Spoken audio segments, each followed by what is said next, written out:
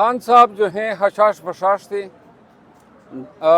جم کی تھی پہلی دفعہ اسی روز، بلکہ اسی وقت جم سے فارغ ہو کے آئے تھے اور بڑی سے راسر تفصیلی گفتگو ہوئی.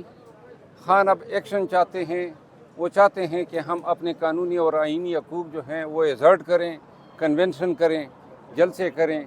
اور کے پی کے حوالے سے اس نے مجھے کہا ہے کہ آپ نے اس میں کردار ادا کرنا ہے اور خان کی حکم کی میں تعمیل بجا لاؤں گا.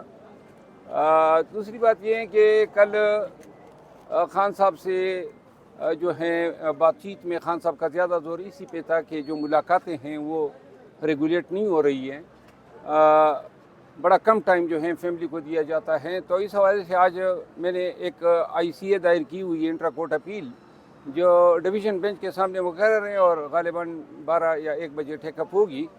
تو میرا خیال ہے کہ آج ہائی کورٹ نے سپرنٹینڈنٹ جیل کو کہا ہے کہ آپ اپنی ریکمنڈیشن عدالت کے سامنے پیش کریں. کل جیل حکام سے بھی میری بات چیت ہوئی اور خان کے کھانے، خان کی سیکیورٹی، بالخصوص ان کی صحت کے حوالے سے جو سپرنٹینڈنٹ جیل نے جو ہے تفصیل بتائی، میں خود ذاتی طور پر کافی سے مطمئن ہوں.